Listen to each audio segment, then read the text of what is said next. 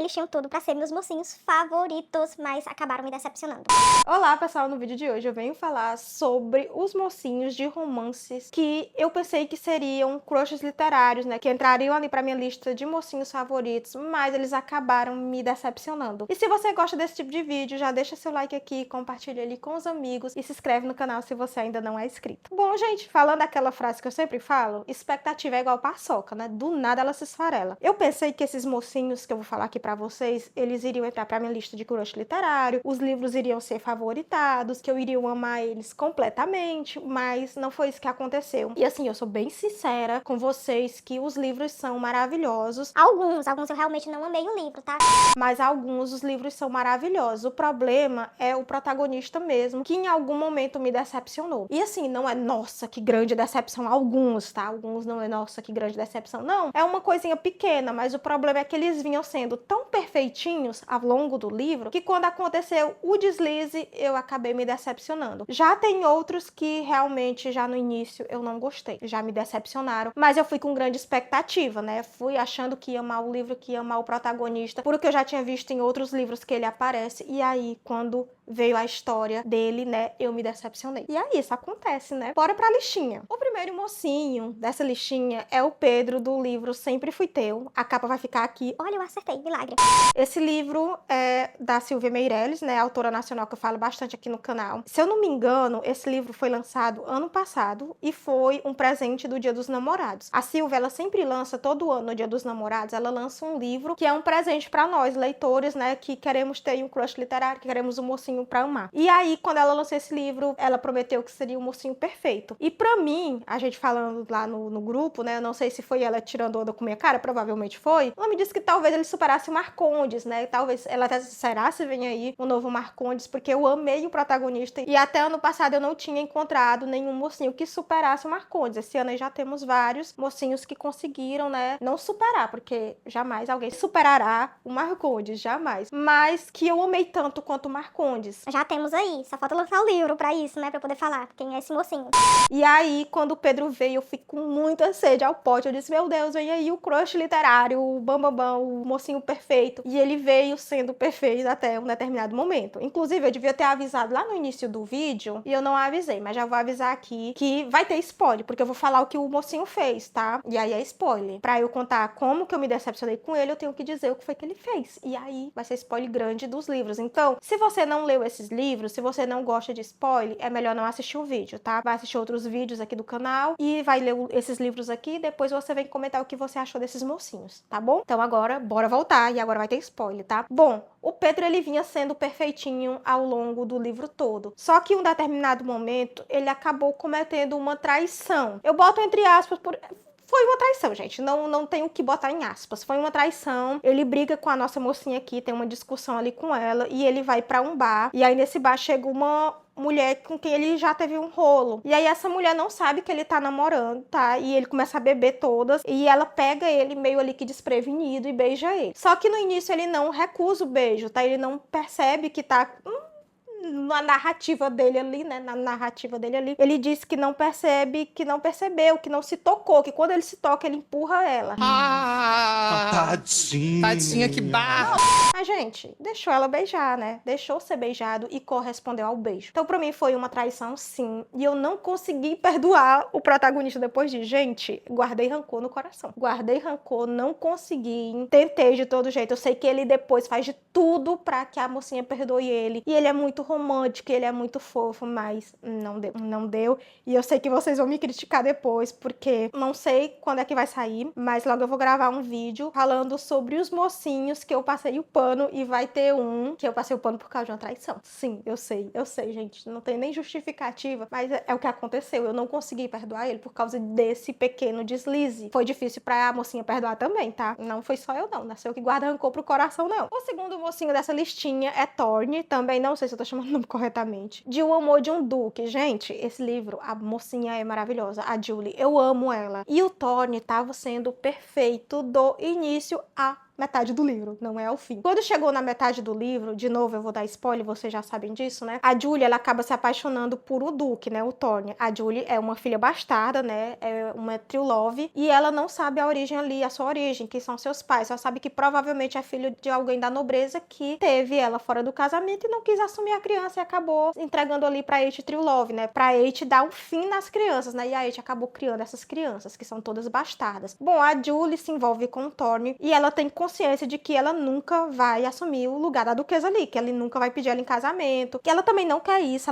eles odeiam ali a nobreza, eles não querem fazer parte da nobreza, nenhum true love, mas eles acabam entrando ali na nobreza através do casamento. E aí tem a cena em que a Julie é chamada por o Thorne pra ir no baile na casa dele. O Thorne tá completamente apaixonado por a Julie e ele quer ver como é que ela se sai na alta sociedade, então ele chama ela pra um baile. Só que nesse baile a Julie é humilhada pela mãe do Thorne e pelo amigo do Thorne. A Julie, claro, não deixa isso passar batido, né? Não deixa ficar barato. Ela bate de frente com eles, ela responde eles à altura e ela vai embora de cabeça erguida. E aí é nesse momento que o Thorne me decepciona, porque o Thorne vai defender a Julie e eu esperava, entendeu? É uma coisa minha. Ninguém me disse que isso ia acontecer. A autora não me prometeu isso, tá? É coisa da minha cabeça, fonte voz da minha cabeça. Eu achei que o Thorne ia dizer, ela é a mulher da minha vida, eu amo ela, eu vou me casar com ela e vocês vão ter que aceitar ela. Não, ele não disse isso, gente. Ele disse, que ela me salvou, que eu devo muito a ela e que por isso que eu trouxe ela aqui pra esse baile pra agradecer por tudo que ela fez por mim, e vocês a trataram mal e ela é uma mulher incrível. Gente, pense na decepção que foi. Eu fiquei muito decepcionada com ele, porque eu esperava uma grande declaração. Eu esperava que ele assumisse ela ali pra alta sociedade, e não foi isso que aconteceu e eu me decepcionei. Só por isso, gente. Eu sei que nem a Julie esperava isso, tá? O Thorne não prometeu isso em nenhum momento, isso foi coisa que eu criei na minha cabeça, eu queria que acontecesse, não aconteceu e acabei me decepcionando. Então nem é culpa do livro. O livro é maravilhoso, gente. Só não dei 5 estrelas por causa desse deslize do Thorne. Mas é maravilhoso também, viu? Vale muito a pena ler. Não gostei de todos os livros da série dos Irmãos True Love, mas vale a pena ler a série, porque fala bastante sobre como as crianças bastardas eram tratadas. Então é uma série incrível. O terceiro livro dessa listinha é o terceiro livro da série dos Irmãos True Love, A Filha do Conde. Eu também não gostei do fim, e aqui o fim aparece bastante lá no segundo livro, né? Que eu acabei de falar sobre ele pra vocês, que é O Amor de um Duque. O fim aparece bastante porque a protagonista aqui é a ex do Thorne, né? A noiva do Thorne lá que abandona ele no altar. E aí o fim, como ele apareceu bastante lá no segundo livro, eu tava muito ansiosa pra história dele. Muito, muito ansiosa. E eu tava com a expectativa lá em cima, que ele seria um crush literário, que ele seria o mocinho perfeito. E aí quando ele se apaixona por a nossa mocinha aqui, quando ela tem acho que 16 a 15 anos, não lembro ao certo, mas é por aí, isso me decepcionou, gente, porque eu não consigo, vocês já sabem uma coisa minha, eu não consigo aceitar relacionamento entre menor de idade e uma pessoa maior de idade. Ele tem 21 anos. Não consigo, não adianta a autora tentar passar o pano.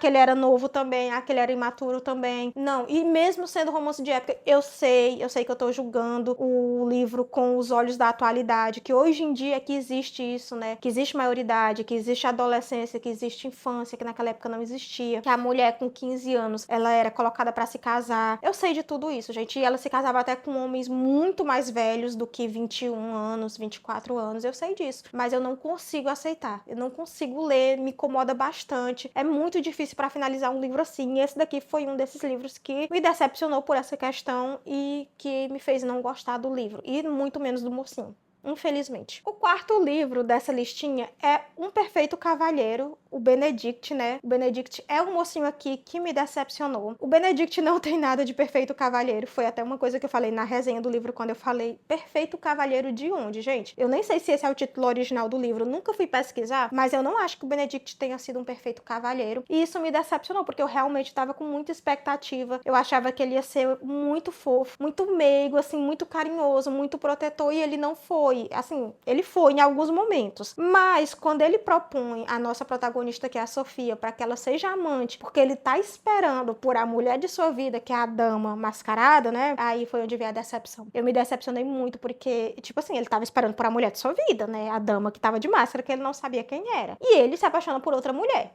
né?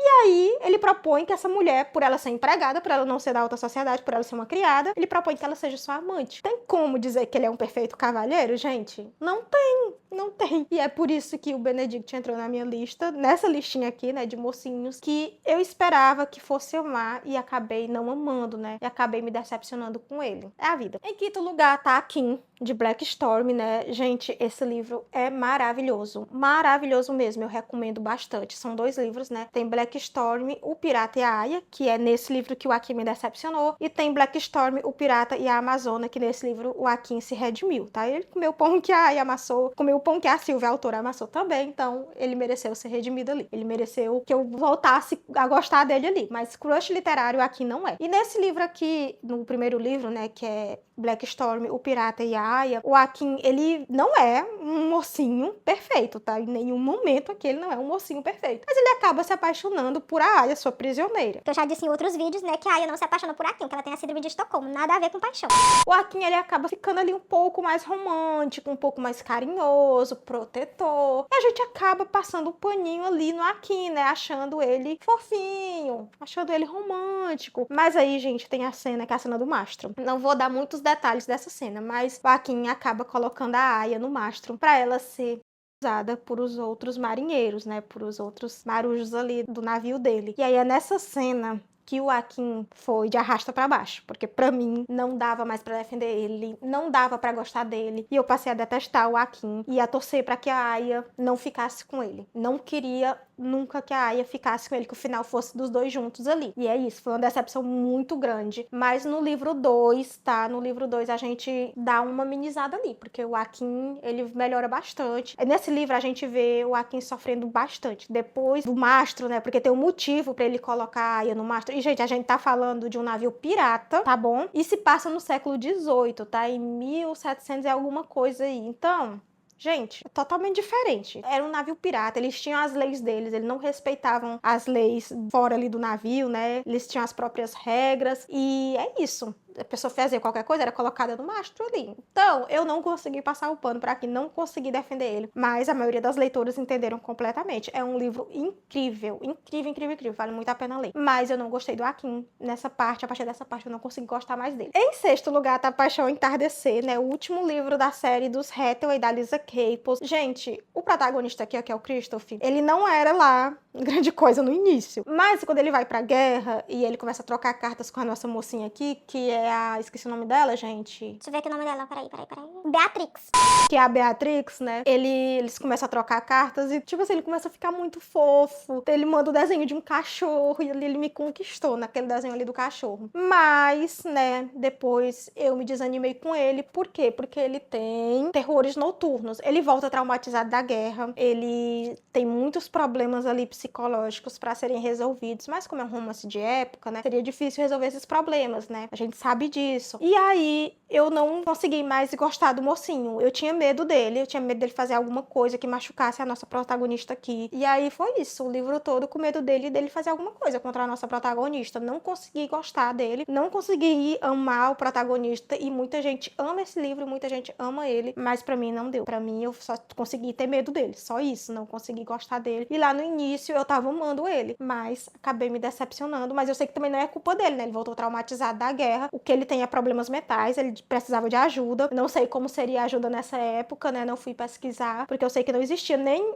o termo problemas mentais, nem terrores noturnos, mas eu não sei o que seria feito ali para que ele se recuperasse. Só sei que ficar perto de uma mulher é que não seria, né? Ficar perto de qualquer pessoa ali é que não seria, porque ele representava perigo o tempo todo. E aí, é isso. Não consegui passar o pano pra ele, não consegui gostar dele. E por fim, o último mocinho dessa lista é o Richard de O Casamento do Marquês, da série Casamento Escandaloso, da Stacey Rage, acho que é o nome da autora. E aqui é o mesmo caso do livro A Filha do Conde. O que me fez não gostar do Richard, que eu também tava com muita expectativa, porque o Richard parecia ser um mocinho perfeito. Ele tinha adotado a filha dele, que é bastarda, né? Tinha recuperado a filha dele ali, que era bastarda. Uma coisa que naquela época nenhum lord fazia. Ele tava construindo hospitais, construindo escolas, construindo orfanatos, resgates para crianças que eram abandonadas. Então, um mocinho incrível, gente, um mocinho maravilhoso. Adotou todas as crianças do orfanato que a filha dele tava, porque a filha dele já estava apegada a essas crianças, e montou ali uma grande família com todas essas crianças. Então, gente, ele era um mocinho maravilhoso, e eu amei ele ali nos outros livros, né, que ele aparecia no primeiro livro e no segundo livro. Ele apareceu um pouquinho no segundo livro, mas no primeiro livro, só por o fato de ele ter recuperado a filha dele ali, a guarda da filha dele, para criar ela como uma filha legítima, né, e não uma bastarda, eu amei ele por isso, né. Mas aí o problema aqui é porque ele começa a se apaixonar por a nossa mocinha quando ela tem 16 anos. De 15 para 16 anos também. Mesmo caso lá de A Filha do Conde. E ele tem 24 anos. Eu não consigo, gente. Eu não consigo passar o pano pra esse tipo de age gap, né? Que acontece nos romances de época com a mocinha menor de idade. E de novo, eu repito aqui. Eu sei que nessa época era comum as mulheres se casarem muito novas. Não existia termo maioridade. Não existia termo adolescência. Eu sei de tudo isso. Mas eu não consigo aceitar. Eu não consigo passar o pano pra isso. Não consigo ler achando bom. Eu me forço a ler às vezes, porque quando é um caso de série, né, como é o caso de A Filha do Conde e desse daqui, que é Casamentos Escandalosos, eu quero ler a série. Não faz sentido pular um livro, né, eu vou ficar sem entender muita coisa, porque são continuações. É por isso que eu me forço a ler, pra poder finalizar a série. Mas se fosse um livro único, eu provavelmente teria abandonado, porque eu não consigo gostar mais do protagonista, não consigo gostar do romance, aí não faz sentido ler o livro assim. Um livro de romance que você não gosta do romance, não gosta do protagonista, né, fica muito difícil de finalizar. E aí só por isso que eu consegui finalizar esses dois livros, porque eles eram continuações, né? Faziam parte ali de uma série. Mas em outros casos eu teria abandonado. E é isso, gente. Eu espero que vocês tenham gostado dessa listinha. Me conta aqui nos comentários o que você achou. Me conta se você passa o pano pra algum desses mocinhos aí, ou se você também se decepcionou com algum deles. Compartilha esse vídeo com os amigos e se inscreve no canal se você ainda não é inscrito. Nos vemos nos próximos vídeos.